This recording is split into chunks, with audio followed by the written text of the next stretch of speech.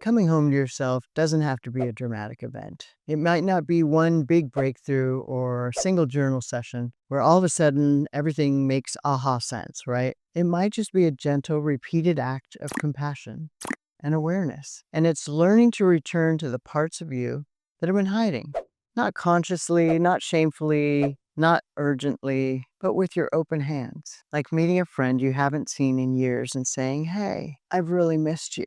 I remember that moment for me, and I pray for that moment for you." Now, after years of avoidance, this return to yourself, it might feel awkward. You've been busy, strong, managing, taking care of everyone else. And you may not even remember what you want, what you feel, what you love to do. But the process of coming home starts small, and it starts with safety. Because the self you're trying to come home to, the one underneath the mask, the armor, the coping, the perfect social media, she's tender. She's been waiting. She's been watching, hoping you'd come back to her. And that's what I want for you. So how do you begin? Well, number one, slow your pace down. Busyness has probably been your way of staying safe. Slowing down might feel threatening at first. You may even feel lazy or unproductive, God forbid. But this is where healing can start, because you can't hear your inner world while you're sprinting through the outer one. How about just starting with 5 minutes a day? No phone, no tasks. Just sit, maybe with your hand on your chest in silence, or maybe with worship music playing softly. Just notice what rises and be with it. Now, one of my clients, Jamie, she told me she set a timer for 5 minutes to sit quietly in her car before going into the grocery store. Big deal, right? And she said at first she was just bored, and then she felt anxious. And then out of nowhere, she felt a tear, and then another. Now, this might not be your experience, but for her, they weren't bad tears. They were a relief. They were a remembering of the inner child that she had. They were a remembering of the little girl she was before her abortion. They were remembering of who, before she made that choice to end another life, she was remembering the life she had. And it was a lot more joyful and a lot more present. And she wanted that for herself again. So it took her getting still with herself for a while to be able to sip through a few of the feelings that we've been shoving down. And it doesn't have to be time consuming. It's a beautiful feeling. And I encourage you to let yourself have that. Number two, ask your body what it needs. Your body carries what your mind avoids, right?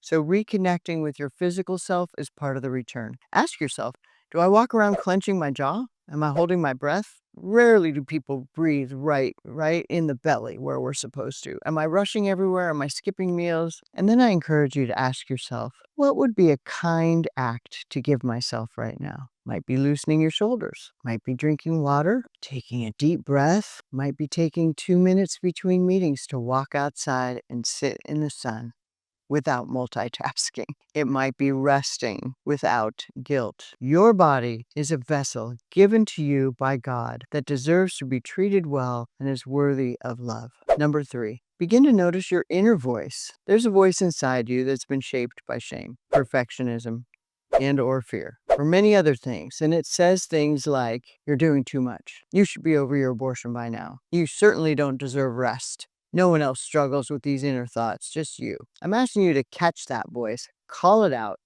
and then ask it, whose voice are you? Is that how God would talk to me? Is that how Jesus would talk to you? Because if that's not how Jesus would talk to you, that voice isn't from him, and you have no business entertaining it.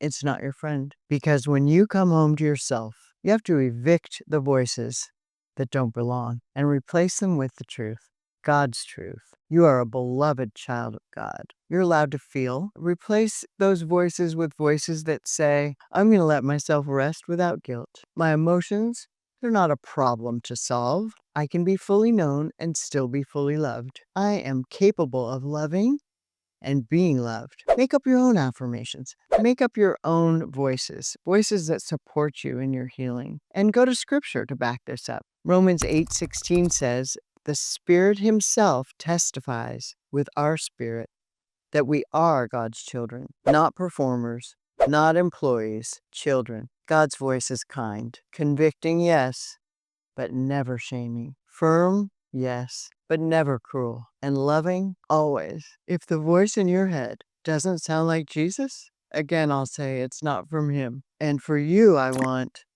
not to have to listen to those voices. For you, I wish freedom. And that's why I'm here. For you, I wish your voice is to say things like, I made a decision once upon a time. I'm responsible for that decision. And now I've decided to receive God's forgiveness so I can move forward and help other people learn to thrive. Life is not about surviving. God doesn't want you to just survive. He wants you to thrive. And that's not just a catchy word or the name of my program, which it is, Path to Thrive. That's because that's what I want for you. I lived surviving a lot of years, and there's a lot better life for you. And when you decide to make that choice to thrive, I'll be right here with you every step of the way. Number 4, do something you enjoy.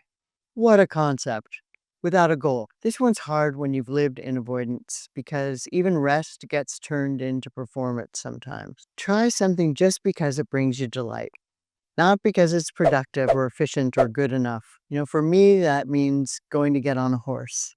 I grew up on horses and they were the joy of my life. My heart was with that horse. And maybe it's walking on a beach for you. Maybe it's playing in a garden. Maybe it's going out to dance, painting, or sit on the porch with a cup of tea and a blanket, right? Watch the birds. I'm telling you, these simple things can start to bring joy back into your life.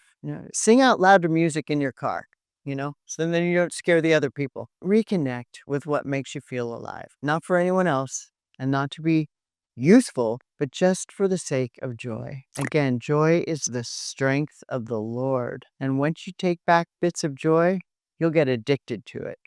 Instead of being addicted to anxiety and your cell phone and everything that comes with that, the hijacked life from cell phones and other electromagnetic frequency devices that the world tells us we can live without them. And there's a lot of joy on the other side of those. In the meantime, I will segue. There are electromagnetic frequency gloves you can get that will help you take your brain back from being hijacked from all of that frequency. And they're wonderful videos.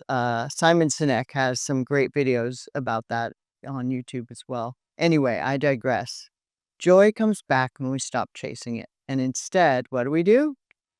We welcome it. Number 5, let God meet you where you are, not where you think you should be. And one of the most powerful moments in my own healing came during a prayer that wasn't eloquent, it wasn't full of scripture or spiritual language. Seriously, it was just this: God, I don't know how to come back, but I want to. And he answered that prayer. And that's one reason I'm here with you. He met me in the unknowing, in my wanting, in the breath between striving and surrender. So coming home to yourself isn't something you do perfectly. It's something you practice often with grace, with patience for yourself, and with repetition. And you may forget, you may get stuck back in old patterns, and you may numb yourself again, avoid again, and shame yourself again.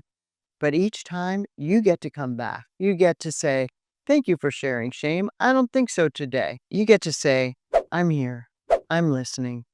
I'm willing. And you get to reparent that child yourself. That is you. And that's enough. Because healing doesn't happen all at once, as we've discussed, but it can be steady. And it happens every time you choose presence over pretending. Everything's fine. You can choose truth over the hustle bustle of life. You can choose compassion for yourself over control of yourself, right? And every time you do this, you come home a little more at a time. Next, we're going to talk about what it means to create a space of grace for yourself. Thanks so much for joining us today. I hope you have learned something, and we love having you here with us at the Path to Thrive community. Thanks so much for joining us today. I hope this has been useful to you. I would love you to subscribe to my channel and join our amazing community of fabulous women, and comment, and I will reply. And if no one told you today, remember, you are beloved.